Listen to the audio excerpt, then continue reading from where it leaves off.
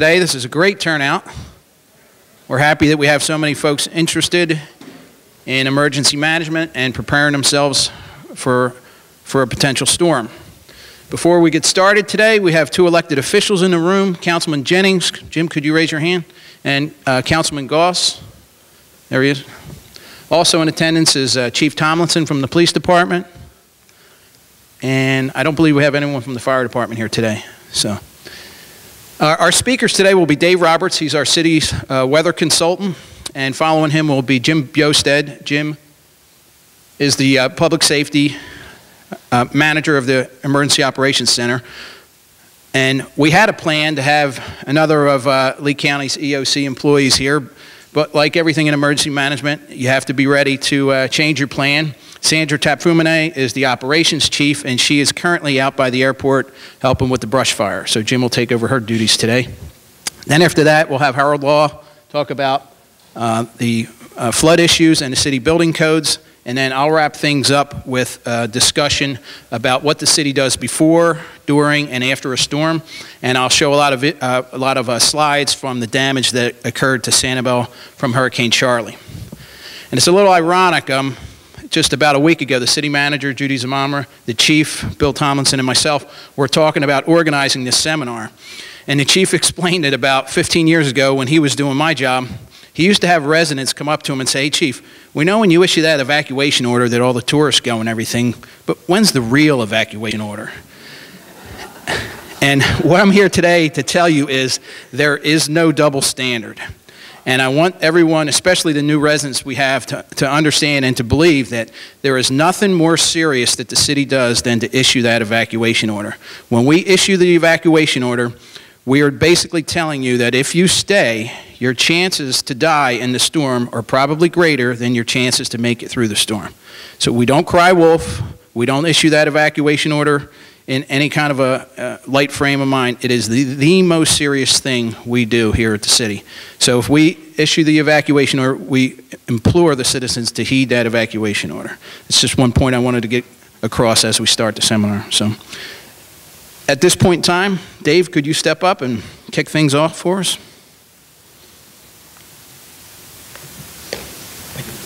Thank you, Dave. And then just right click.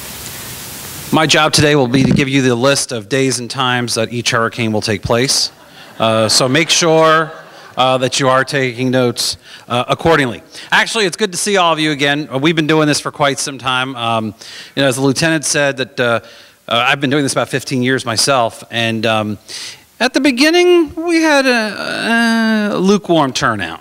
And we would get the questions such as, we would tell everybody, especially new folks to the island, we would tell them, well, this is an island, and there are no hills, and when a storm threatens, you need to take it seriously. And at the end of every seminar, someone would pull me aside, and they'd say, I know what you said, but honestly, where's the highest point on the island?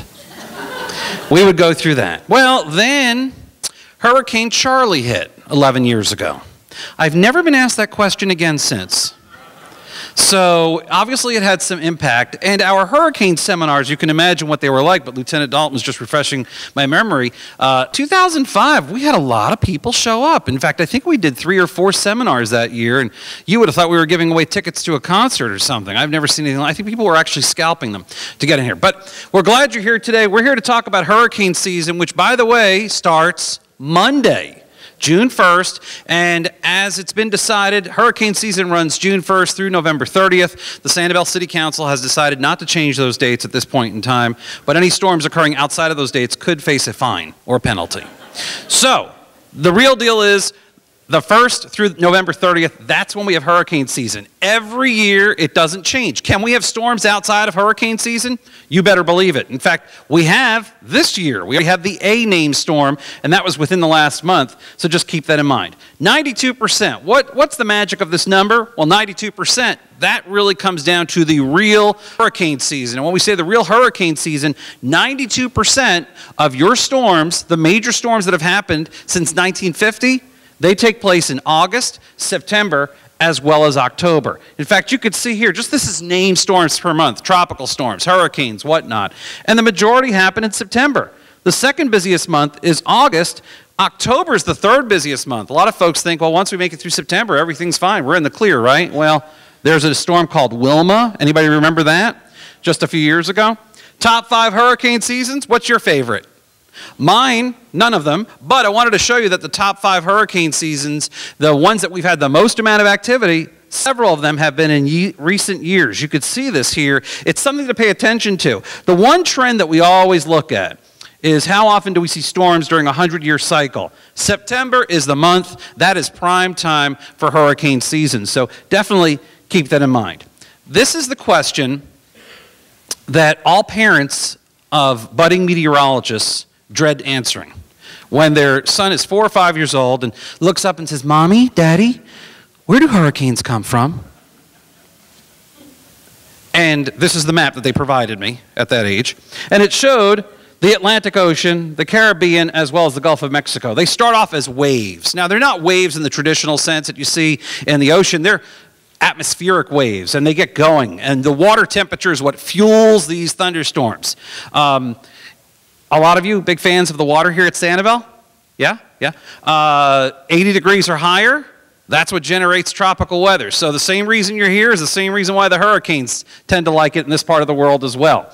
Let's talk about wind damage for a second. We're going to go through the cycle here. On the bottom of the screen, you'll see what the wind speed is, and above it, it will show you the kind of damage that you can expect to happen, reasonable damage to a home with palm trees. Winds right now are about 100 miles an hour. You can see some shingles are blowing off the roof.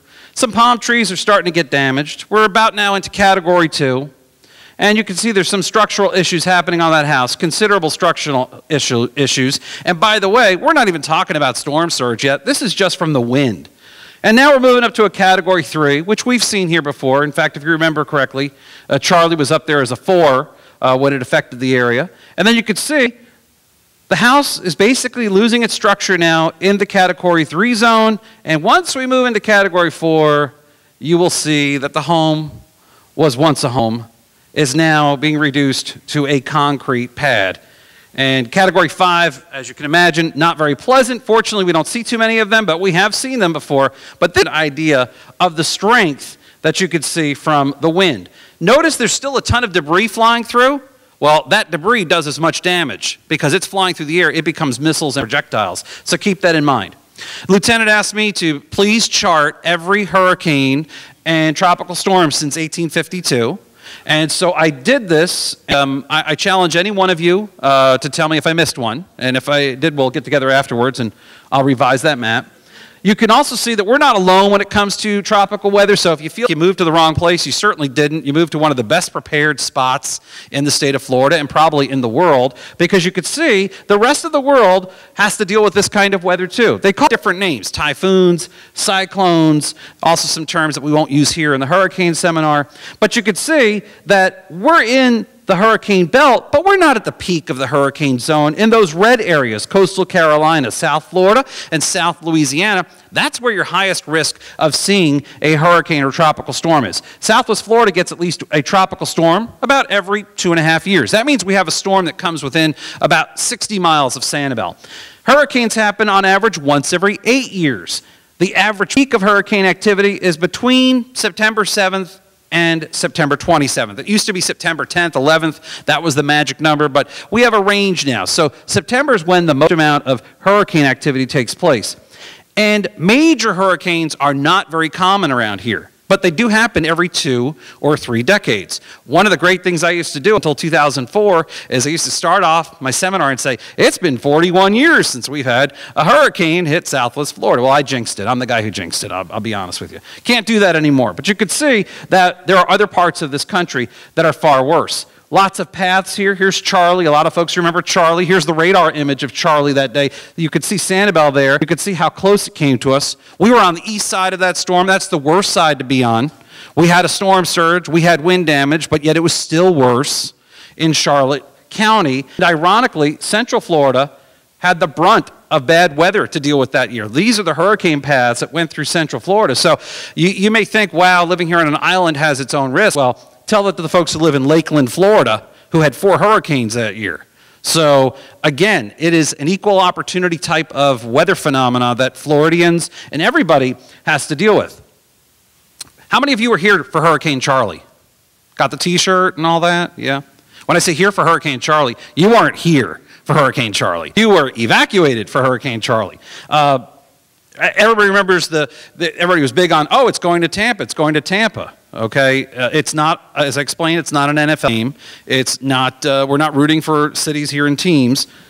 The storms naturally make a right turn, and that was one of the things that I was communicating with Sanibel. My job is to take a look at a storm and say, okay, but if it does hit, what's the real analytical issue here? What's the real risk for the island? That's the thing. So on top of the death threats that I got days leading up, afterwards everybody wanted to buy me a drink or take me out to dinner. And you could see here, storm surge is a real big concern here on the island because everybody in Southwest Florida has to worry about wind and has to worry about rain. Okay? But Sanibel Island, we're concerned about the storm surge. And this is where the wave action just continues to build up. And what happens is as the momentum of the storm is moving towards land, that wind on the water causes it to raise, and eventually it just belly flops, if you will, on land. One of the things that we can tell you about Sanibel is it's not so likely to have a 20-foot storm surge here on Sanibel Island, all right? But you don't need a 20-foot storm surge to destroy everything. A one foot of water, okay, will move a car, just to give you an idea. So when we're talking about 2 or 3 feet of storm surge, it can be deadly. It can destroy just about everything in its path. And that's why we always try to tell folks about storm surge and how important it is. One of the new things that we're going to see this hurricane season, which nobody has ever seen before, is not only will hurricane watches or hurricane warnings be issued, but also storm surge watches and storm surge warnings. We're getting more specific now on the actual risk from each storm. This is a map of Lee County. And you can see that the only real safe place to be, as far as storm surge is concerned, is at the airport. So you don't have a lot of choices. We're in the red, lots of places are in the red, and even all the way inland, 25 miles inland in Alva, they are in the red because the river has nowhere to go. They have a much higher likelihood, by the way, of a 10 to 20-foot storm surge there, in my opinion, than we do here on Sanibel Island. Just because that water gets piled up, it has nowhere to go. There was a storm in the 19-teens in Fort Myers, 10 feet of water piled up there. So let's talk about the forecast and how I really loathe giving you the forecast every year for hurricane season because of the fact that we've seen things not work out so much in the past with these forecasts. But 2013 was supposed to be an active year, and yet we had no major hurricanes, and in fact we had the fewest since 1982. 2005 was the last time we had a landfalling hurricane in the United States. It's also the last time we had a major hurricane making landfall. But the guys at Colorado State, they've been at this game the longest. Everybody issues their own hurricane forecast. I was in Publix last night. The cashier gave me his forecast. All right? So it's okay. Everybody, as long as there's some skill behind it, I don't care. But these guys have been working on it a long time. Named storms, 7 named storms.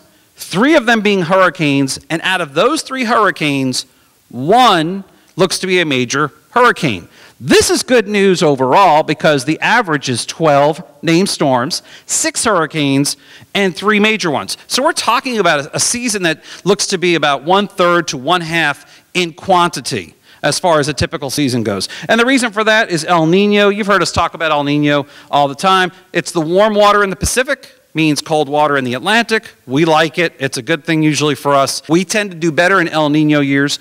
Doesn't mean that we're out of the woods because there have been years in which storms have formed, but it's just to let you know that we're not expecting there to be nonstop action of storms out there. But as we remind you, it only takes one. It only takes one storm for us to be concerned with. On the left-hand side, those are the hurricane hunters that go out and investigate all these storms when they form. But they may be disappearing in the future because of buoys and, of course, everybody's heard of drones.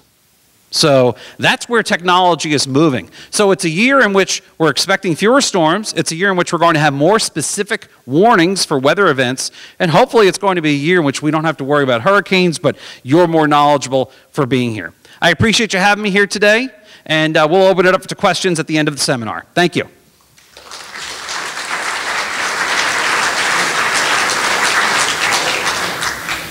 Next up for us will be Jim Bjosted. Jim comes to us from the Lee County EOC. He'll discuss Lee County's role and how they would partner with us in emergency management and preparation and evacuation and recovery of a storm. Jim? Thank you, sir. Thanks, Bill. Okay, who lives on Sanibel? Raise your hand. I raised my hand. I live on Sanibel. I'm the hurricane guy. I must be nuts. No, I'm not afraid of hurricanes, folks, and I'll tell you why. First time, those of you who were here last year, it was my first one here as an employee. 2 years ago, I was here for my first one as a part-year resident, and I'm really happy to be here. And the thing I like to tell people about hurricanes, I've seen a lot of hurricanes, and probably the main reason I have this job is I was a Coast Guard incident commander for Hurricanes Ivan, Arlene, Cindy, Dennis, and Katrina in Mississippi, Alabama, and the Panhandle in the 2004-2005 season. And I got some pictures for you. So I know a lot about hurricanes, but I don't fear them, but I respect them. And the thing about hurricanes, anybody from the Midwest? Yep. What happens? How much notice do you have when a tornado's coming? I used to live in Fort Sill, Oklahoma. 3 to 5 minutes if you're lucky. The sirens go off, find a shelter.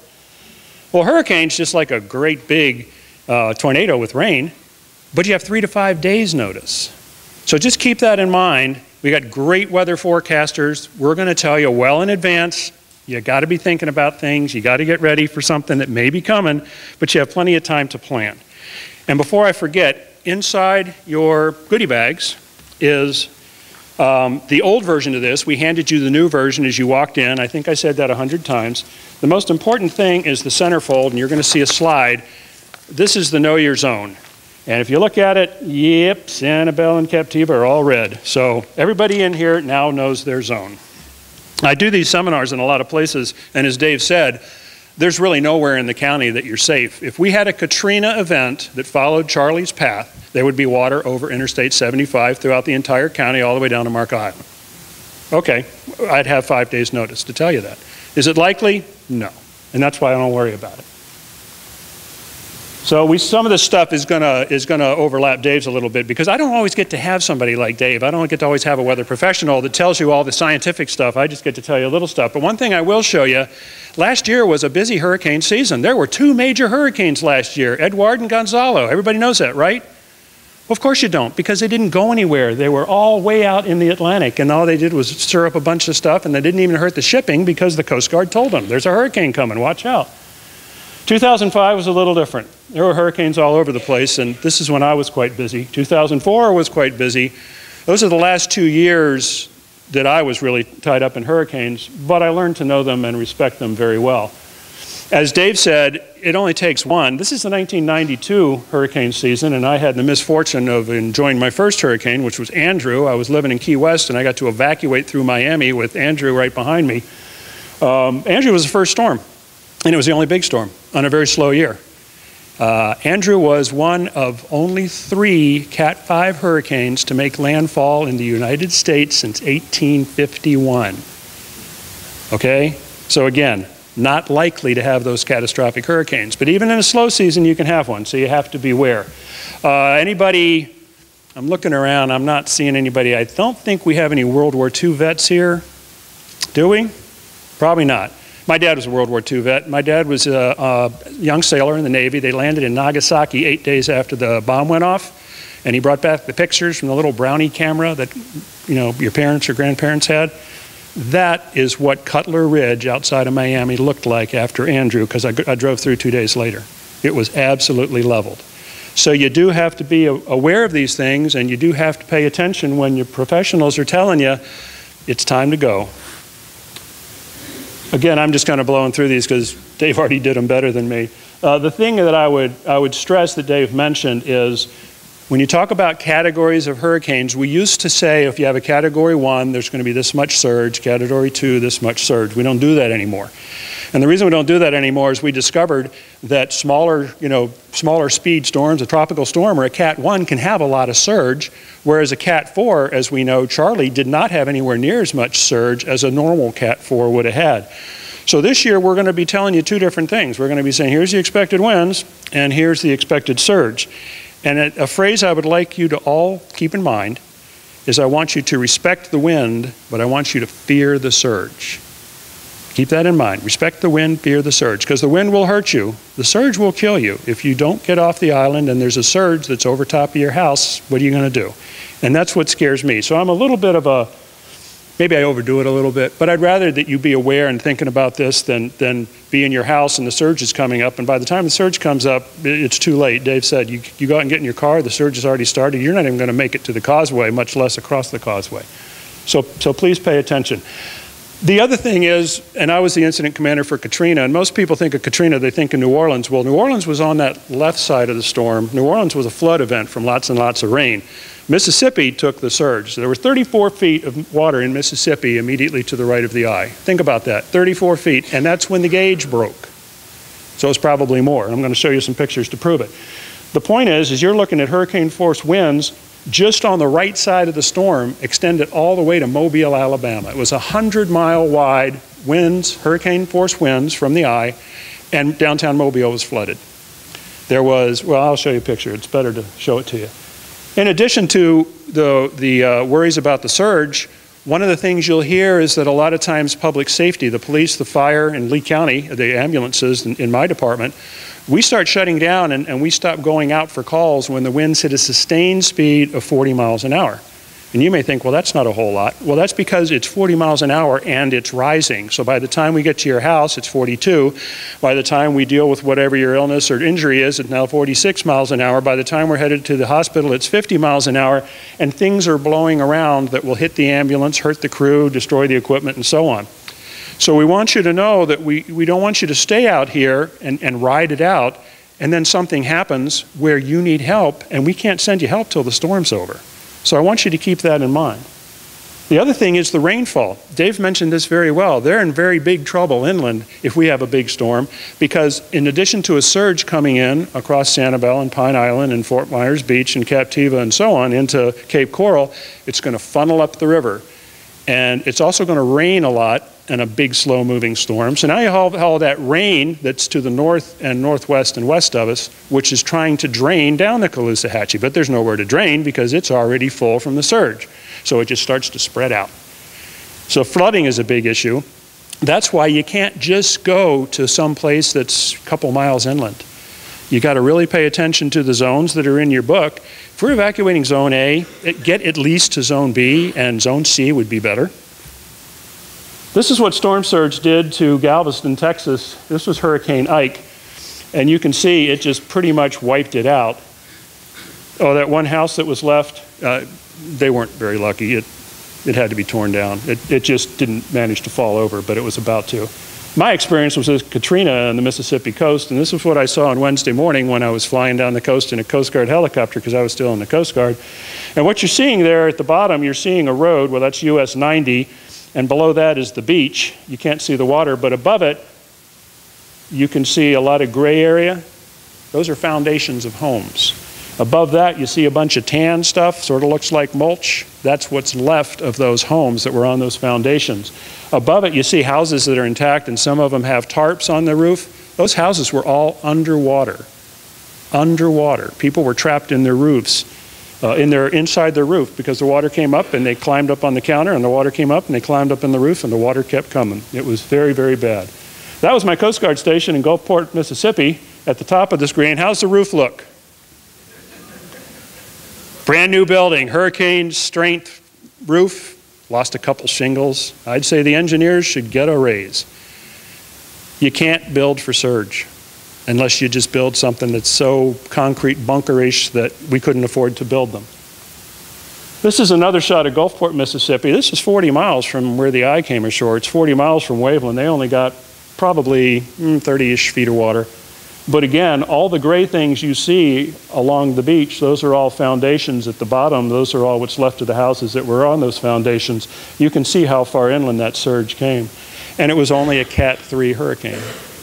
This is Bay St. Louis, Mississippi. This Bay St. Louis is basically ground zero. It was the Nagasaki of Katrina. I mentioned the devastation of Nagasaki. There was a town there, folks. There were banks and restaurants and homes and shops. This is a high-end, this is the Captiva of Bay St. Louis, Mississippi. It's called Diamond Head. It's right there in the bay, real close.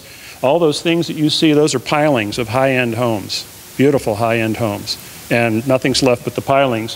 What's left, as you can see, starts to pile up at the top of the screen. And Diamond Head, I think, was 6 miles inland when the surge hit it. And of course, houses from the late 1800s, people said, well, I'm not worried about hurricanes. I've lived here for 50 years. Well, houses from the 1800s that did fine through everything, including Camille, did not survive. This is the Sanibel Island of Mississippi. This is East Ship Island. It's right off of the Mississippi coast. And the point I'm showing you here, you see the guy in the left-hand picture, or you can look on the right-hand where you see the arrows. That's how high the water was when it came over that initial barrier island, which is, of course, what we are. There's a saying that Hurricane Camille in 1969 killed more people in 2005 than in 1969. And the reason for that is Camille was a Cat 5 without a lot of surge. So a lot of folks that rode out Camille in their houses, when they heard Katrina's coming, it's just a Cat 3. I rode out Camille. I can ride out this. Well, Camille didn't have the big surge. The big surge was Katrina, and the surge is what killed most of the people that died in the Mississippi coast. But even Camille wasn't really friendly. This was a apartment building on the beach, and the next day that's all that was left. So it doesn't take a huge amount of surge to do a lot of damage if you're close to the water. I'm 3 blocks. I will not be in my house. And this is a slide I like to show about Charlie, and it's kind of reinforced what Dave was telling you. I found this in some archives. This shows where Charlie was at 11 a.m. on Wednesday. So it's 2 days and 6 hours before the storm. And you see the little black line. Of course, we thought it was only going to be a Cat 2. Little black line sort of headed for Fort Myers. You say, well, how could this be? How could this be so? Because then it was going to go to Tampa and so on. The black line does not stay the same. It wobbles. The eye wobbles. It moves. That's why when you're watching TV, whatever channel you like to watch, or you're listening on a radio, but it's better on TV because you'll see what I call the cone of uncertainty. If you're in the cone of uncertainty, you need to be paying attention. If you're within 100 miles of that black line, you need to be paying attention because hurricanes moved. Hurricane Dennis came ashore in Navarre Beach July 10th of 2005. It was supposed to hit Mobile. 6 hours before it hit, it just kind of wobbled to the right and took out Navarre Beach instead. So they do move. So again, I want you to know your zone. Again, we're all Zone A. What's really important for us is where you're going to go, because I'm going to talk to you a little bit about where to go when you evacuate. And you don't want to go to Zone B. You want to get out near the interstate or farther, depending on how bad it is. Now I'm going to pretend I'm Sandra Tap-Fumine. Sandra's my operations chief. We use Incident Command System to do emergency management. There's a big brush fire out at the airport. Sandra's normally my operations chief, but today she's working for Kenny Croft out of Lehigh Acres Fire Department as his logistics chief in an incident command out at the airport with 3 other of my folks. So those all hazards guides you have, they're going to tell you about the other hazards. This is a hurricane seminar, but we worry about floods, wildfires, tornadoes, which we do have, lightning and everything else. So those guides will talk to you about a lot of the other things that we worry about. So evacuation, where are you going to go? We like to say we don't want you to go hundreds of miles if you don't need to. We want you to go tens of miles. We want you to get away from the danger. If it's just going to be a category 1 or 2 storm, if it's just going to be an evacuation of A or B, you don't need to go to Orlando unless there's nowhere closer that's safe. If it's safe to stay home, which is very rare for us on Sanibel, that's fine, but you maybe have friends over in Fort Myers that are in B or C for a smaller storm. Hotel or motel, there's plenty of them along the interstate. I don't recommend any of them because they're all good. So pick one. If all else fails, we do have shelters, and we do have special needs shelters for folks that are on CPAPs or oxygen generators or the like, but I need you to pre-register, and I'll tell you about that. General public emergency shelters are primarily in schools. If the schools fill up, the ones that are, we have to, like if we're going to have a Cat A and B, Zone A and B evacuation, then obviously I'm not going to open a school in B. But C, D, I'll open schools. When they're full, I'll probably end up opening Germain and sticking everybody that's left in there. It won't be fun, but you'll survive.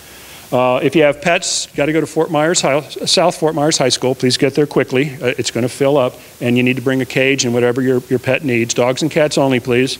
No horses or llamas. We'll figure those out. And we have had those questions, believe me. Special needs shelter is in an undisclosed location. You have to register, and the reason it's undisclosed, I don't want anybody to go there unless they're registered because it's only for people with special needs. We want them to bring a caregiver. Please come help. We're still trying to figure out what to do if you have special needs in a pet. I'm working on it. Hopefully I'll have that before we have a storm. If somebody needs even greater care, we will get you to a hospital shelter. Again, we need to register you. You won't be admitted to the hospital, but you'll be there in case you have a problem arise that needs that level of care, because remember, the ambulances are all locked down.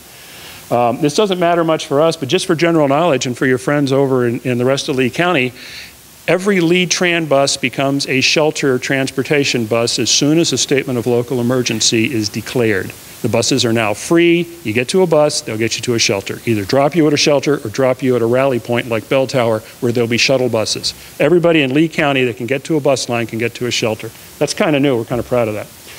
Again, the pet-friendly shelter is South Fort Myers High School. And everything I'm throwing at you, I know this is a lot of information. It's all on my website, and my website is in your all hazards guide. So you can take your time and go through these things and find the things that you really are worried about. After the storm, anybody here for after Charlie? Yep, yes, sir. It wasn't very much fun. Councilman, your family was here? Oh, okay. Well, lucky you. Well, you were gone by then and you came back. That's good. After a storm, it's ugly. And it doesn't matter even if it's just a tropical storm. It's going to be a mess for anywhere from a few hours. If it's a big storm, it can be several days. Even if you stay home, you're not going to be pleased.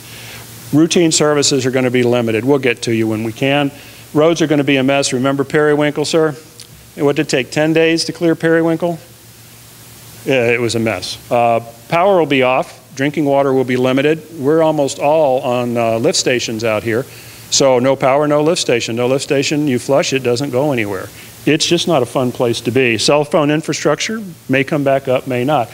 The point is that even if it's safe to stay and you choose to stay, I want you to be ready for what you're going to be facing. Now, we're going to get out here as soon as we can to get you food, ice, and so on. It's going to take us a while, us meaning Lee County, because to get to here, we have to get not only to the bridge, but over the bridge, which I am going to be working desperately to get open so all of my brothers in the Sanibel Police Department and Fire Department can get out here and start working. Electrical restoration, we're the end of the line, folks. The priorities are very, very rational. We got to get all the electrical infrastructure back up, and then we got to get the hospitals back up, and we got to get the jail back up, and to get the power back here, it's going to take a while. So many of you say, well, I've got a generator, I'll be fine, and that's sort of true. Please be smart about your generator. If it's a portable generator, don't have it anywhere near a window, because the generator will generate carbon monoxide. It'll come in a window and it will kill you in your sleep because you can't taste it or smell it or see it. It's invisible. If you're going to have a generator, I strongly recommend you have a carbon monoxide monitor alarm with a fresh battery. So while you're asleep, should there be some way that carbon monoxide is getting in, it wakes you up. And please have it installed by a professional, because what happens is if you don't install it correctly, there's a thing called the electricity goes back up the lines, and the nice gentleman from Georgia that's been working for 20 hours to get your power up gets electrocuted because power's coming into a line that he thought was dead because there's a generator hooked up incorrectly. We have some things that will help you as far as information. iPause is a federal radio system. It's radio, it's TV, it sends messages out in a number of different ways. It's a little complicated, and I don't want to dwell on it. The key to this is the emergency alert system. When you're hearing the tones on the radio, the funny tones, this is a test of the emergency broadcast system. When you see the thing crawl across the bottom of your TV screen, a lot of that's coming from the FEMA system, which is iPause, which is pushing out information that something bad is happening. And it's not just hurricanes, it's any kind of thing that's bad. Locally, we have something really cool. And I want to introduce Pren Nguyen, who's sitting there at the table. He's got his hand up. Pren's a senior out at Florida Gulf Coast University, one of my 3 interns helping us as we get ready for hurricane season. And he can talk to you or me a little bit afterwards about Code Red. Code Red is an app that you put on your cell phone. You download it on your smartphone. And the beauty of Code Red is, let's say there's a big brush fire in Sanibel.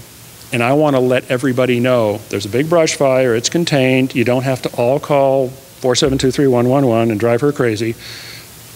What if I could just make every one of your phones ring at the same time and it says, there's a brush fire on Sanibel, it's contained, there's some smoke, don't worry, we've got it under control. Okay, I've just made several hundred people a lot less nervous. What if you don't have a landline, like a lot of people don't? What if you're a part-year visitor and you didn't bother with a landline because you're only here 4 months out of the year and all you have is a cell phone? It doesn't reach your cell phone unless you download Code Red Now it'll reach your cell phone, because the way this works is, on a map on my computer screen, I draw a square or a circle or a polygon around whatever the affected area is.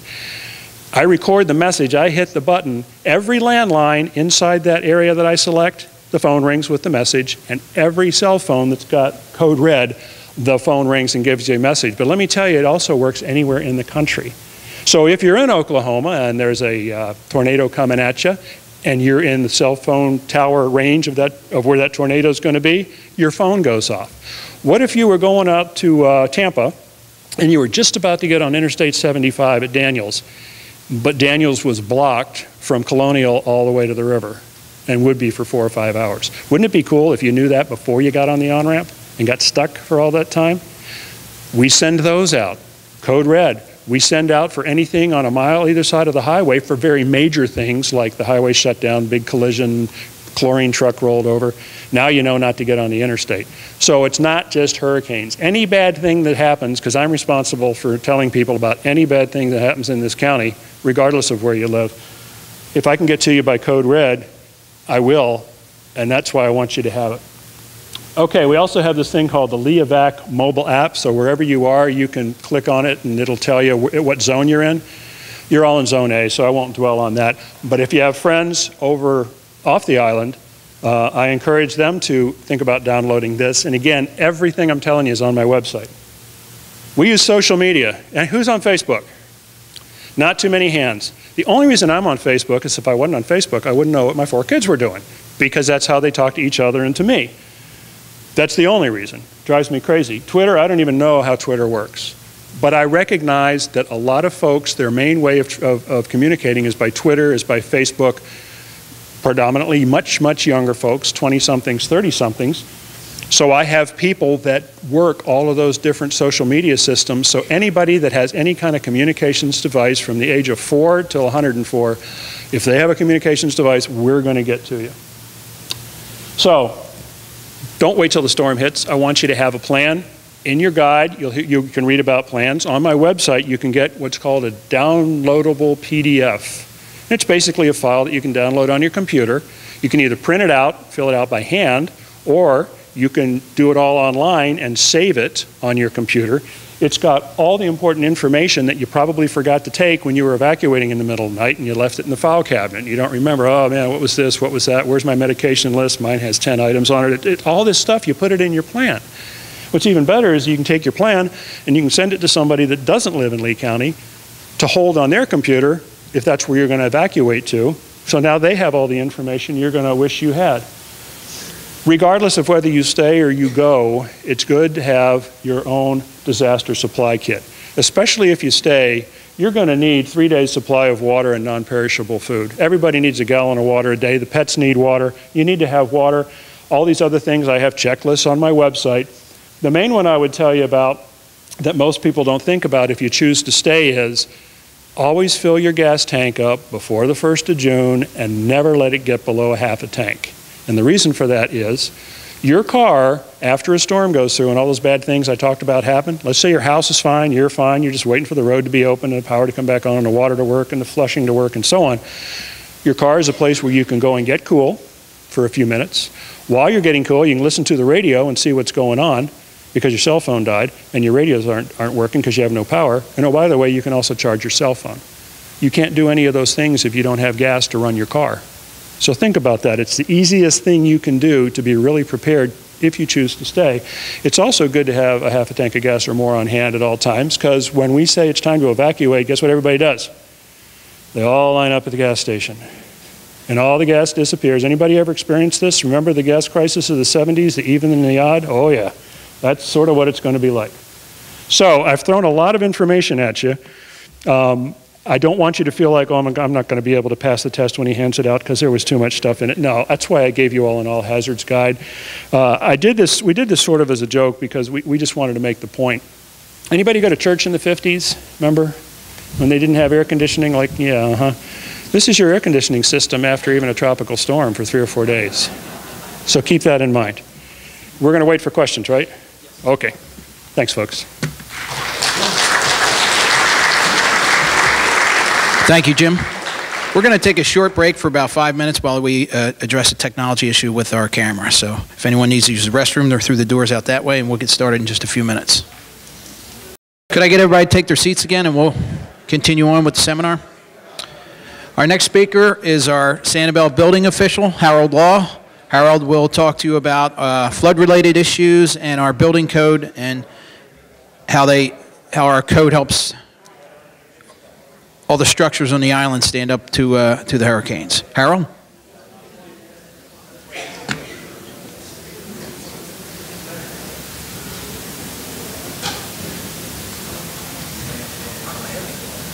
Yeah. That's 6 flood slides. Just put it like that 6 times. 6 times. Glad you're all here today. I'm Harold Law. I'm the building official for the city of Sanibel and Sanibel Island. I'm up here today to talk about your property and how it's been prepared for over the last 20, 30 years for hurricanes. The state of Florida has took it upon themselves to modify the international codes to make them even stronger than anything else in the United States, actually within the world, as far as hurricane resistance and flood problems. One of the things, your home is built here, I feel a lot more better. Dave showed a picture of the hurricanes and the different category storms. The house is blown away at 1 and 2 and 3. Well, that's all in Lee County. Sanibel is built much better than that. But yeah, for example, during Charlie, the west end of the island, we recorded a wind speed of 142 before the wind speed instrument blew off the pole. So therefore, I feel our island took a pretty good shot, even though, and like the past speaker was talking about, storm surge is a scary thing. Wind, we can handle for the most part very well. Storm surge is not anything to play with. And one of my other jobs, along with the Florida building codes, is trying to enforce the FEMA and the National Flood Insurance Program, and elevating your homes and keeping your homes high enough so when we have a storm surge, you're minimal damage. And we get credit from the flood insurance program for doing many different projects. One thing is the little higher standards. We get everybody prepared. We watch our home construction much closer than other areas do. We come to seminars like this and tell you about it. We get points for telling you about FEMA, that you got to have flood insurance if you've got a mortgage. So everybody here that's got a mortgage knows about your flood insurance. Well, because we do such a good job with the program, we get a 25% discount on your flood insurance here on Sanibel, and have for about the last, since 1980. So that's over 30 years, which is a hard thing to do. Even then, we save the property owners of Sanibel a little over $1 million in premiums a year, just being in this program and working hard to educate you about flood, to keep your homes to the standards that they would like to have. And as you know, all of Sanibel is in a flood zone. No kidding. So therefore, everybody has to have flood insurance unless you own your home outright. If you're all paying cash for it, you probably don't want to listen to this.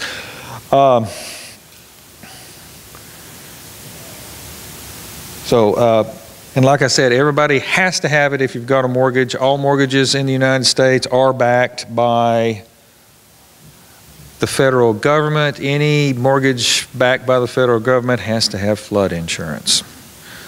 So therefore, you got to have it.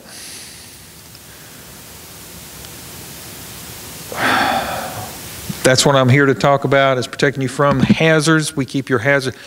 How many live along the coastline here, have homes there? You know, your homes are pretty high up. We anticipate storm surge there. Your homes are built a little different than the homes that are built in the center of the island. The center of the island is considered an area where you're going to get rising water, but not really a wave coming over your house. Therefore, the standards are a little different. We're all still elevated to a certain amount to stay out of the water. A lot of you are prepared, I know. I've been seeing a lot of permanent generators being installed. I know a lot of you are prepared for power outages and stuff.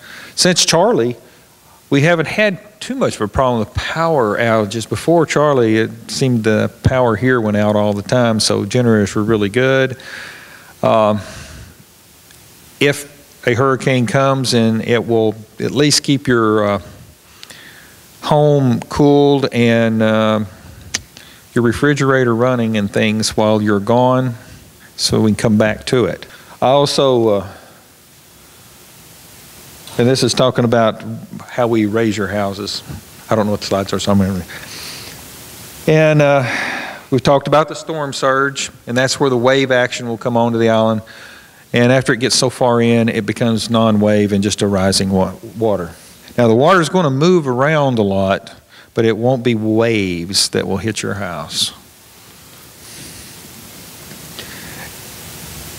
And what we do during the hurricane is is that yours? Well, okay, hang on, I'll be done. All right, his slide, that's great. My job, like I said, is to protect your property, to have it prepared for wind and for the rain and for the rising water. When they do say to evacuate, do put everything up, do evacuate. When you come back, you will have a home here when you get back. I'm proud to say that we're very diligent in making sure that everything here on the island is done so that when we do have a storm, you do have a place to come back. Thank you. Thank you, Harold. This next portion of the seminar, I'll describe what the city does before, during, and after a hurricane. And in doing so, I'll show you a lot of slides from what happened to the city with Hurricane Charlie. We call our preparation, and what we do before the storm, preparation and mitigation. During a storm, we evacuate, as you've heard. Basically, we run away and go to a safe area so that we can come back. And then we re-enter the island, and we start the recovery process. Okay, I'd like to ask a question of the audience. Why do we plan?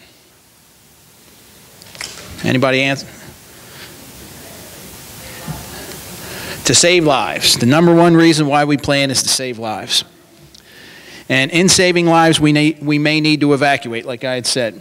So this is from the 2012 Hurricane Conference in Fort Lauderdale, and a consultant rated the 5 worst places in the United States to evacuate from. The first was Southeast Florida. It's got a high population density with Miami and Fort Lauderdale. They do have a lot of roads, interstates, turnpikes, and everything, but the population can easily overwhelm the roadway system. New York City and New Jersey, we saw how that was a population in Hurricane Sandy, how that was a problem. The Delmarva Peninsula, that's obviously it's a peninsula that sticks out into the ocean, and I don't believe they have any interstates in that area. The Tampa Bay area, they do have a number of interstates and everything and good roadways in the area, but the population is so great they could easily overwhelm them. And then the worst place to evacuate from in the entire country is Southwest Florida. Our population in like the last 20 years has either tripled or quadrupled, and they've put one more lane on I-75. So we have no interstate going east and west. You have to go down to the Naples area and get on Alligator Alley if you had to go east and west, and other than that, you have Palm Beach Boulevard. So that's why we take the preparation and the evacuation warning so seriously. We're in the worst area of the country to evacuate from. This is a slide of Hurricane Charlie, but we'll move through that. This is the damage that Hurricane Charlie did to Upper Captiva. On the right, you can see it's intact. Now on the left-hand side, you can see where Charlie has cut a pass through the island. This is some of the damage that we received here on the island. We had winds as high as 143 miles an hour. This is a concrete power pole that is rated to take 200-mile-an-hour winds, so it's snapped right there, and then there's another one laying down right in front of it. That's at Middle Gulf Drive, an old Middle Gulf Drive over just a little bit west of the Sundial Resort. And as we mentioned before, when you lose your power, you lose your lift stations. This is a generator that's hooked up to a lift station so that we can start getting the sewer system back working again. This is Moon Shadows Resort, just a little bit to the east of the Sundial. You can see a whole section of roof is torn off here. The back section of that's facing the Gulf of the Moon Shadows Resort. If you wait until this point in time, evacuation is not an option, so that's why we encourage everyone to evacuate early. And we ask everybody to remember that all hurricanes are similar, but no two hurricanes are exactly alike. And this is a slide of Hurricane Floyd and Andrew. They were both the same category storm, but as you can see, Floyd's about 4 times the size of Andrew. And a bigger storm will push a bigger wall of water or a bigger storm surge. And the National Weather Service estimated that if Hurricane Charlie was the normal size of a Category 4 hurricane, it would have pushed a 17-foot wall of water over Fort Myers Beach, Sanibel, and Captiva. And that's very similar to what this storm did. This was Hurricane Rita, and it made landfall right at the Texas-Louisiana border, and that's a barrier island. And as you can see on the left-hand side, it's intact there, and that it pushed this I think it was a 15-foot storm surge, and it practically scrubbed that island clean. So as bad as things were for us here with Hurricane Charlie, it could have been a lot worse. This next slide is a video of Hurricane Charlie in Punta Gorda. Now, Punta Gorda did get it worse than us, but it probably wasn't much different here. And you'll see lots of sheet metal flying around, a couple of roofs come off, and you can tell just from this video that I don't know why anyone would want to stay. You'll see. And if you were out and got hit by any of those pieces of sheet metal, you'd lose a limb or even much worse. You'll see in just a second a section of roof comes down the roadway right there. And a few more seconds, you'll see a whole nother section of roof come off of a building. There it goes right there.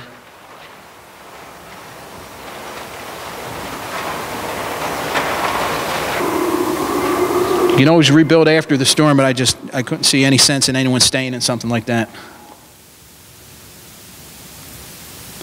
This is what we don't want to have. This is why we encourage everyone to evacuate. Obviously, this is an urban area, but we don't want people walking around if we've had massive flooding, because when you have so much standing water like that, there's no doubt it's going to compromise the sewer system. And we don't want people searching around in a big debris field like that. That woman's probably searching for something that's she has a very strong emotional attachment to, but people still get injured after the storm doing things like that. Lessons that we learned: we know that all city employees must be prepared to work outside their regular scope of employment. We do a door-to-door post-evacuation check to see if there's anybody that's been left behind. And before Charlie hit, the city did the door check, and they did find one elderly couple who were basically like shut-ins. I think the husband had Alzheimer's and the wife had diabetes, and they had no idea the storm was coming. They just stopped listening to the news, and they were just so absorbed in their own lives that if we didn't get them evacuated, Charlie would have probably been a fatal event for those folks. 5 days prior to the storm coming, we have a timeline that's activated. It's called our Hurricane Action Plan. Each employee is responsible to comply with the timeline. We have employees prepare their homes about 5 days out. We need the employees to get everything ready at their homes and get their families squared away so that they can come back and be ready to help the city in the recovery process. We have them secure all loose items around your home, install hurricane shutters if you have them, secure enough water for your family. It's recommended you have 1 gallon of water per day, as Jim had mentioned earlier. FEMA is saying now actually that they ask folks to have food and water to survive for 7 days before we can start getting supplies back to you. If you're going to evacuate your family from the area when we're about 5 days out from the storm, that's the time to book evacuation plans, if you're going to fly your family out. As mentioned before, obtain cash, flashlights, batteries, cell phone charger, dry foods or MREs, 3 meals a day. Things people forget, bring extra eyeglasses. If you drop or lose your eyeglasses, you could be in trouble. And a lot of this stuff is available at camping supply store like Bass Pro Shops or Dick's Sports or anywhere online. Each city department has a specific plan for their employees. Essential employees, we bring a bag with a sleeping bag, personal items, and prepare to stay for 3 days. City Sanibel employees are subject to reassignment. Our non-essential employees, they have to set up, establish communication with their supervisors and be prepared to report back to work. These are some of our preparation tools, our a family hurricane plan. As Jim had mentioned before, Lee County EOC has a family plan online. This is the title page. This is a preparedness checklist. It just has things that you can do. Inspect your garage door, get any tools you might need, household items you might need, or you might want to photograph or video the contents of your house for insurance purposes. Some other things, basic tools you could have, duct tape, just a tool kit, sanitation, something as simple as wet wipes might be helpful if you're without power and out water for a week or so. That's the Lee County Emergency Operations Center. That's Jim's office. I explain or mention that because the way that the reimbursement money works, it goes from the federal level to the state and from the state to the county. And then for us, we work in coordination with Lee County. We have a very good rapport with Lee County. And for anything that we want to be reimbursed from the federal government, we have to order it through Lee County. And our next slide, there's 105 workstations in their situation room, and this one up here in the corner, that's our station. That's if we have to order extra police officers, truckloads of ice, bulldozers, all of our orders will go through the EOC so that we can maximize what we're going to be reimbursed. As I mentioned before, our action plan, it's an incremental timeline for preparedness leading up to the impact of a storm. Each department is responsible for certain elements of that plan. And this is just basically the time frame or the time windows from 72 hours out down to the impact of the storm. This is our organization chart on a normal basis. You got your city council, city manager, and city attorney, and then just our various different departments here. As you can see, it's quite different under an emergency mobilization. This whole section right here doesn't exist in our day-to-day operations. That's our temporary city hall. We move our temporary city hall off the island to the Crown Plaza at the Bell Tower. The police department's role in this, we maintain and facilitate the hurricane action plan. We maintain professional contacts and relationships within the emergency management community, like I had said with Jim and his EOC and the fire department, our Sanibel Fire Department. We improve the city's preparedness and safety through strategic planning and education. I always develop a 1-year, 3-year, and 5-year plan for our emergency management, and I currently am involved in doing education amongst the public. We educate our workforce first. We do this seminar to kind of help us educate the citizenry.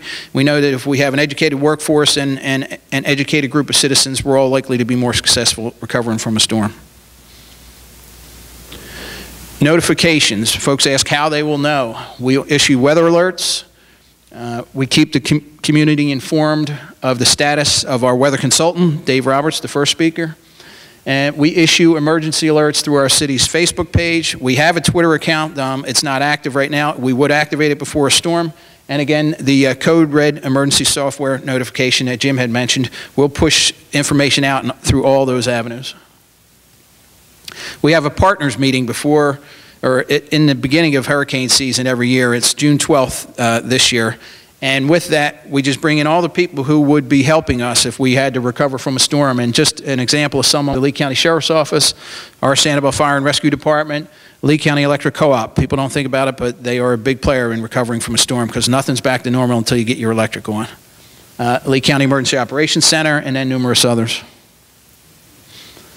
Evacuation of the city. We activate our plans when we're in the 5-day cone of a hurricane.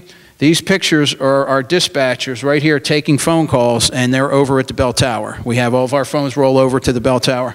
This is Councilman Harity. At the time, I believe he was the mayor, but he's answering questions from the public, and he's in the lobby of the Crown Plaza.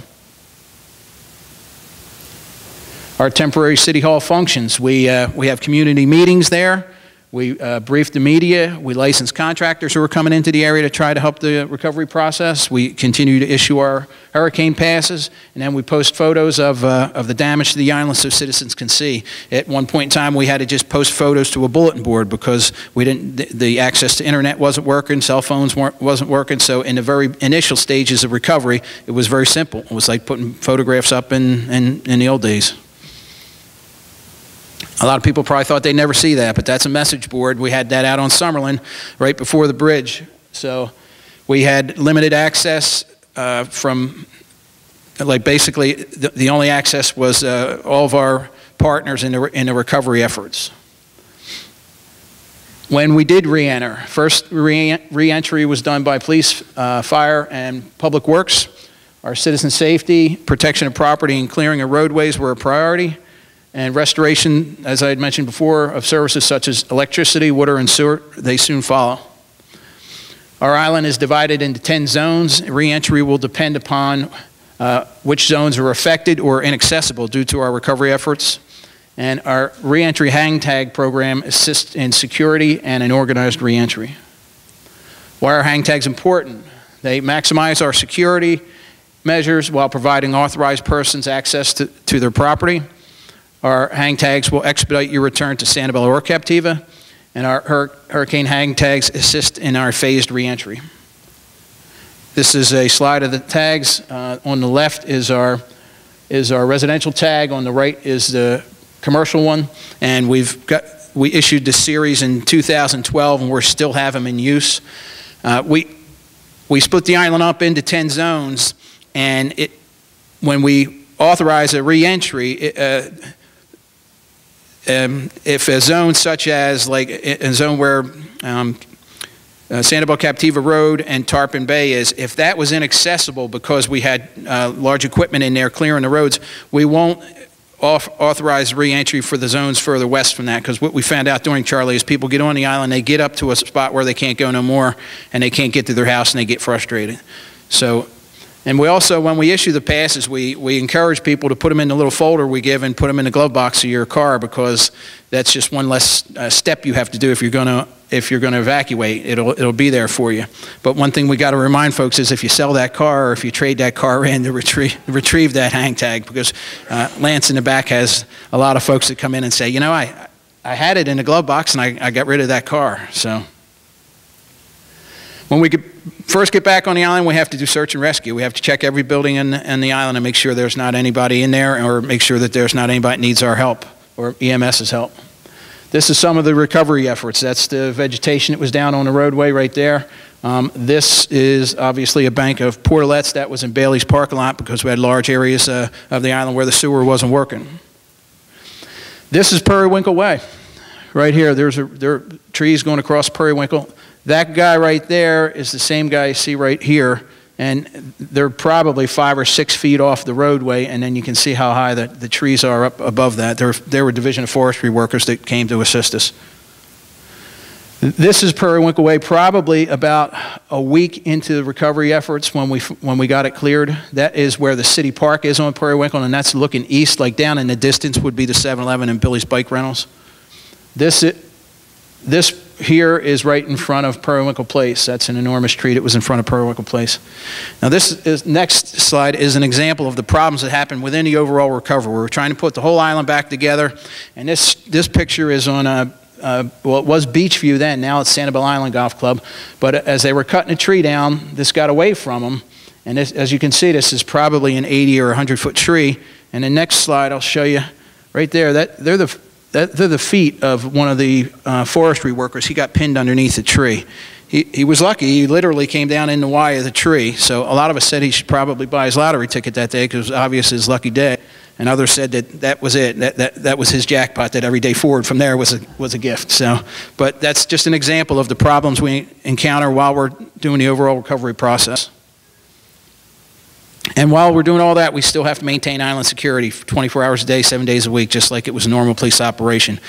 But in doing so, because of the scope of things that were so big, we had federal, state, and county help. As you can see here, it's the National Guardsmen, but we had sheriff's departments from as far away as Jacksonville, Gainesville Police Department. On any given day prior to the storm, I was a sergeant, and I would have maybe 5 officers working for me. But every day when we were in the recovery phase of the storm, I had 20 or 25 law enforcement officers. They were either National Guardsmen, sheriff's deputies, or city police officers like us.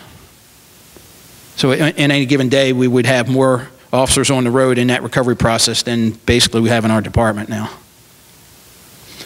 So in conclusion, what we encourage everyone to do is make your family hurricane plan, heed the evacuation warnings, and obtain your reentry pass.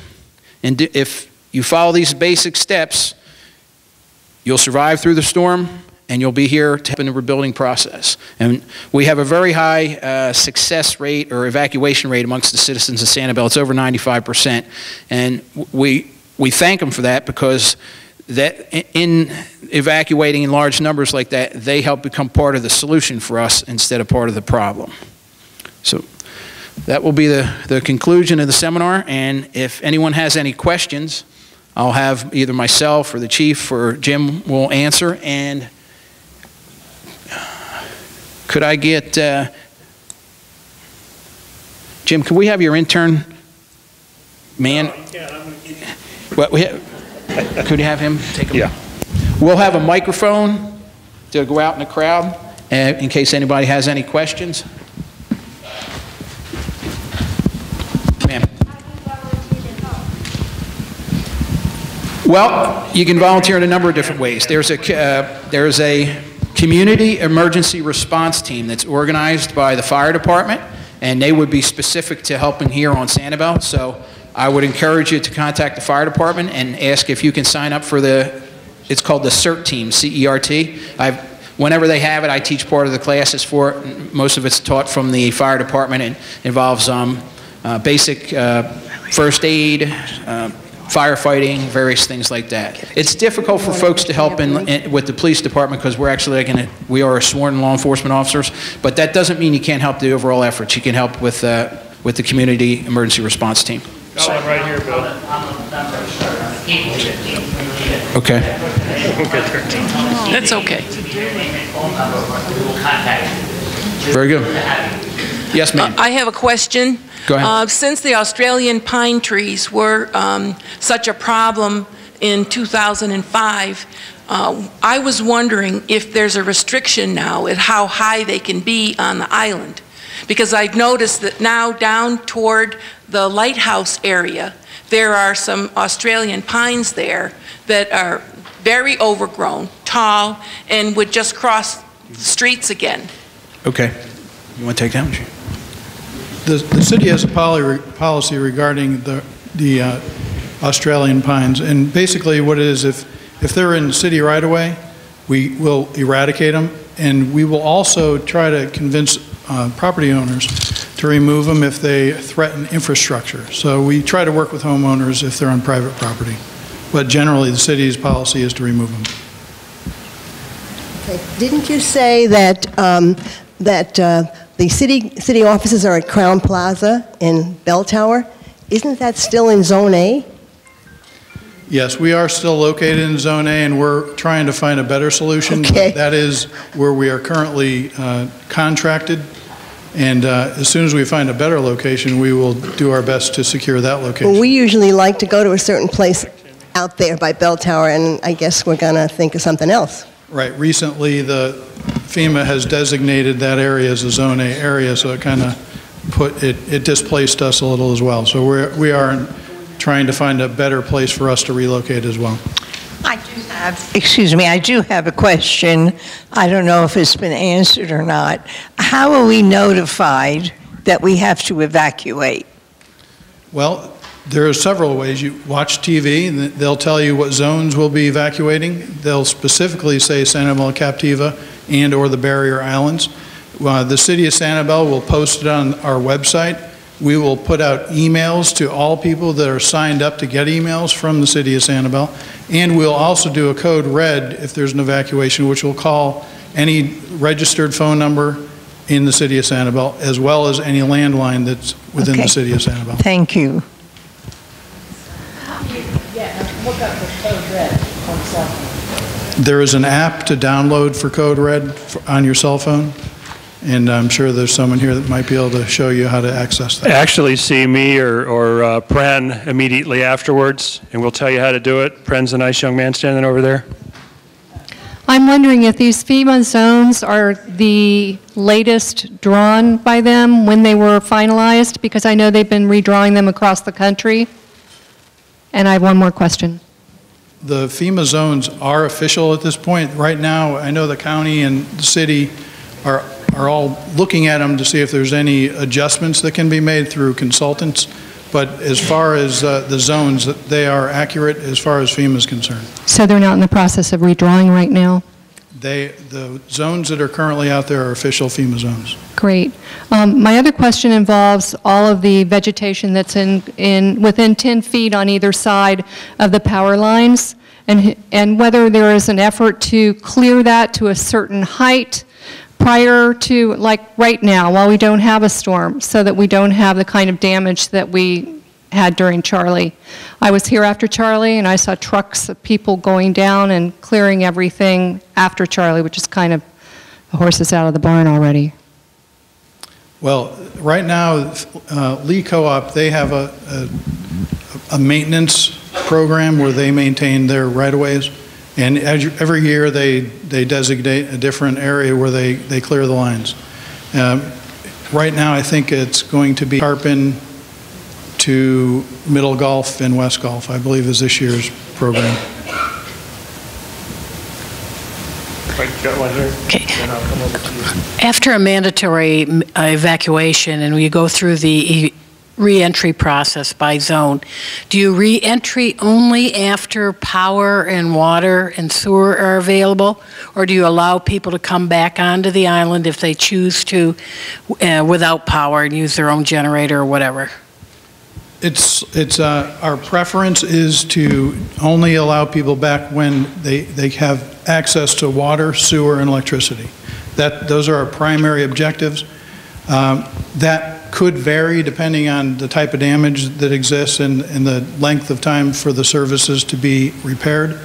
But it's easier for the infrastructure to be repaired when we don't have a lot of people running around and trying to get to their homes.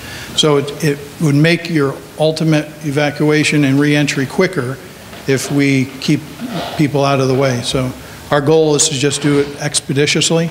Now, I won't say that that is how it will always happen. There's always something that would be subject to change, but our goal is to make it so that people can come back safely. The city also has a damage assessment team, and what they will do is they will assess every structure on the island, and that will, if there is damage, we'll be able to show every resident the damage to their residents as well. Yeah. I have two questions. The first is, the flood map that you showed here with A, B, C, D, did that replace is there no more AE? Are there no more other letters besides just what you showed us? That is the current map. Okay. And my second is, you mentioned only one animal shelter at the, so there's only one for all of the people in this whole area? I detect your concern. I share it. I have a dog. She's small, doesn't take much space, but a lot of people have dogs and cats. In the past year, we've been looking for other places. The problem is there's very few places that we can put the pets separate from the people and outside zones A, B, and C. We're looking for other options. The best thing with a pet, if you can, is to get the pet to some other place with you. If you have to go to a shelter, that's the only one that I have. We didn't have it during Charlie. One of the reasons that we do have it now is people refuse to leave their homes without their pet. I understand. I wouldn't leave mine. So we do have that. Now, we can fit a lot of pets in there, probably several hundred. 660,000 residents? Yeah, it's going to be a problem. I'm working on it. But yeah, that's all I've got right now. So if you have to go and you have to go to a shelter, try to get there early or try to go somewhere else. I understand. Is there either a city or a county or even a state animal response team? There's a response team. The question is there a city, state, any other kind of response team? There's a response team, but they're not able to take care of the pets. So it's good to plan ahead and figure out where can I take all of my pets where they'll be safe, because I'm not likely to get them all into South Fort Myers High School. And the thing you got to remember about shelters, a shelter's not a cruise ship, it's a lifeboat. We have emergency power, we have lights, we have toilets, we have water, we have heater meals, we have fans. We don't have air conditioning once the power goes out. It's very basic. And if you come and knock on the door of any shelter when the wind's coming and the surge is coming, we're not going to say, sorry, we're full, we're going to bring you in. So then everybody starts getting what we call the sardine can. They get packed in. You will be alive, you will be safe, you will not like it. So shelter should be your last resort. It should be your last resort, but it will be there if you need it. Does that help? Not as much as It's not what you wanted to hear. I wish I could do better. Could you say more about what the tornado activity is like, either before, during, or after a hurricane? I don't know when they come. That's a good question. As far as the tornado activity is concerned, I can tell you we've had tropical depressions, tropical storms, in which we've had water spouts and tornadoes well in advance of the actual system and hundreds of miles in advance of the system. Sometimes, it was believed with Charlie, there were lots of mini tornadoes inside the storm, multiple tornadoes. But it's almost hard to distinguish the damage from a tornado and from the actual damage of a storm with that type of magnitude. So, I mean, you're almost saying it's like the cherry on top of the sundae. You know what I mean? There's so many other components going on in the storm that that's not a major consideration, because with a hurricane, you're going to have so much damaging winds anyhow. So when you're evacuating, is that something to be thinking about? Not really, no. I don't think there's any real history of anybody going into a tornadic area. I mean, I can tell you in advance of any tropical storm or hurricane, a tornado watch is almost always issued, because the conditions are pretty ripe within 24 hours of the storm making landfall that you're going to have tornadoes. So fortunately, southern Florida does not have a big history of large or significant tornadoes. Tornadoes, yes, but I think the southernmost deadliest tornado that's ever happened in the United States was Sarasota. So I don't believe there's ever been a deadly tornado south of there, from what I understand. Yeah, go ahead. Just two quick things. The first one is we had some folks that were killed in Panama City by a tornado from Ivan, which hit Pensacola.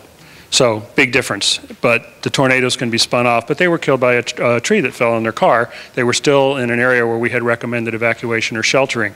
The other thing is I'm going to be recommending, and I don't tell anybody to evacuate. I make my recommendations. It's our political leadership of Sanibel, the Board of County Commissioners, in the case of the county. We give them the best science, the best recommendation they can, and they make the actual decision. But we're telling them 5, 6, 7 days out, this is what we see coming, this is what we need to be watching for, and they're going to be making recommendations fairly early on for you to evacuate. And that's why I say evacuate early and evacuate often. I would rather have you evacuate 5 or 6 days before a big storm is possible to hit, and then it goes somewhere else and your house is fine, than to stay put till the last day or two and then go, oh my gosh, it's really coming. And then you're trying to evacuate, and now you've got those storms are coming upon you, the winds are coming upon you, the tornadoes could be coming upon you. I'm telling you to evacuate when it's sunny and it's beautiful and you're saying, I just don't know why I'm leaving. You're leaving because you're getting ahead of that crowd and you're getting ahead of those increasing dangers as they come along. Is anybody going to be mad at me if I tell you to evacuate and your house is fine? I hope not. Because look at the other side of that. What if you don't evacuate and your house is destroyed and you're hurt? Then I have failed because I did not adequately instruct you into the importance of going ahead and leaving earlier than maybe you have to in order to be sure you're out of the way. And the earlier you leave, the closer you're going to find a hotel room. If you leave the day before a storm, it'll probably be in Georgia, if you can get there. I'm serious. I'm serious. I saw this during Andrew. Kissimmee filled up on Sunday morning, 24 hours before Andrew hit. You had to go all the way up to the border to find a place to stay. It was nuts. There's one in the back, Pren. And then here, and then you. Can you get Claudia, that lady back there? Go back in the back. You have a mic, right? I have two questions. Okay. Two questions. First of all, for purposes of re-entry, is it the number on the hang tag that tells you which zone you're in? There's a watermark in the middle of the hang tag. You see that light number? So it's a number? Yes. Okay. The second question is, do you know use the reverse 911 call system to alert us of emergencies? We do, but we call it iPause now. iPause? That's But part of that system I mentioned where we're sending it to the radio stations, we're sending it to the TV stations, and we're also sending it to you through iPause and through Code Red. And the landline. It's coming through on the landline. Okay, thank you. That's exactly what Code Red does automatically. Thank you. Then it's the cell phones if you download the app. And All the way in the back, in the purple? For those of you who were not here for Charlie, I would like to assure you that the temporary city hall does work. These people are organized and they spent a lot of extra hours taking care of us. And I would like to thank the employees for all their hard work. Thank you.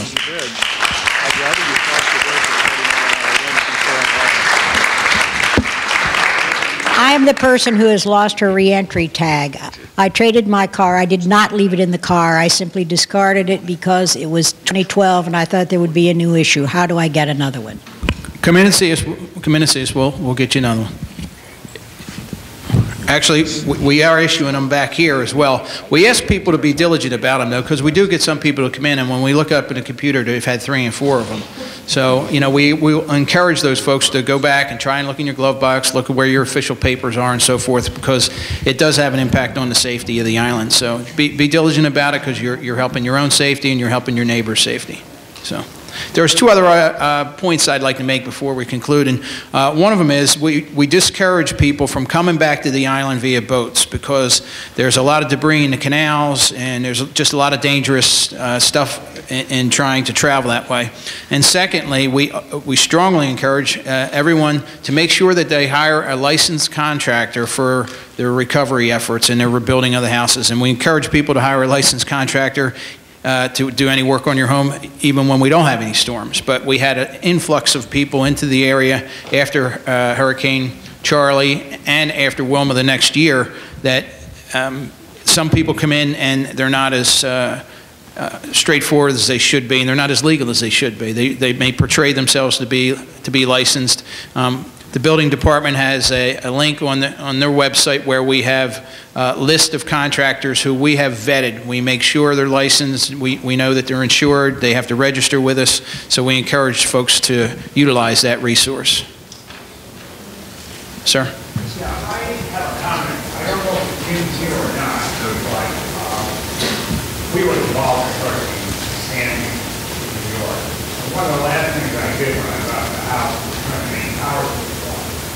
And a lot of people did not. A lot of houses burned down because the power was still on when the floodwaters came, destroyed out the electrical system, and they burned down. So it's something I think is important. If you want to evacuate, turn your power off. If you don't know, you might have to water your house when the power's still on, or if there's water there, you can energize the power. I think our building official could address that for us.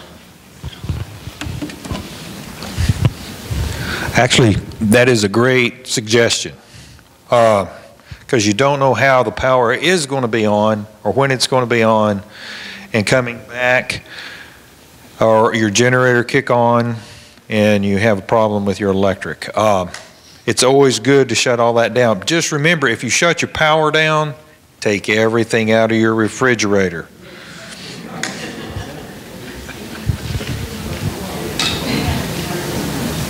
Any other questions? Just a quick question. How many times has the evacuation been involved in the last 20 years?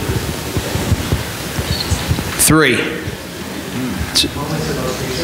Most recent was Charlie in 2004. Was it? In 2005 with Wilma as well, yes. And just to follow, I just want to, you're around resident, I want to thank you putting this together. You guys have done a tremendous job. It's really great, very informative. So thank you. Well, thanks for coming, because I just, in relation to turning off the power, should the water be shut off too? Yep. Okay. Yep.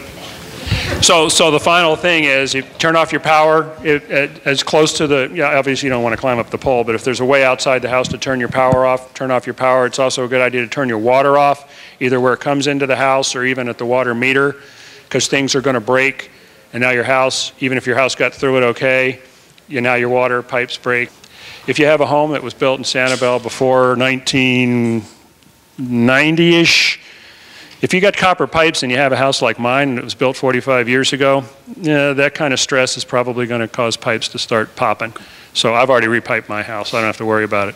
It's not that bad of a thing. But it's a good idea to shut your power and your water off. That way you're reducing the amount of damage that it's going to do to you. one other point, too, we learned after Hurricane Charlotte, a lot of people evacuated and they didn't think to empty their refrigerator. And we went through like a, say, 10-day, 2-week period without power, and the food spoiled, and some of it, in some cases, to the point where it ruined the refrigerator. So that was a lesson we learned. So we encourage everybody to empty the refrigerator, and we've gone so far as to put a dumpster down on by the boat ramp on the causeway, so that when folks are heading off the island, they have a place to go ahead and throw that stuff. So that was a lesson we learned as well. So we encourage that. I think that'll do it then. Thanks for your attendance, and let's hope for a quiet season. Thank you.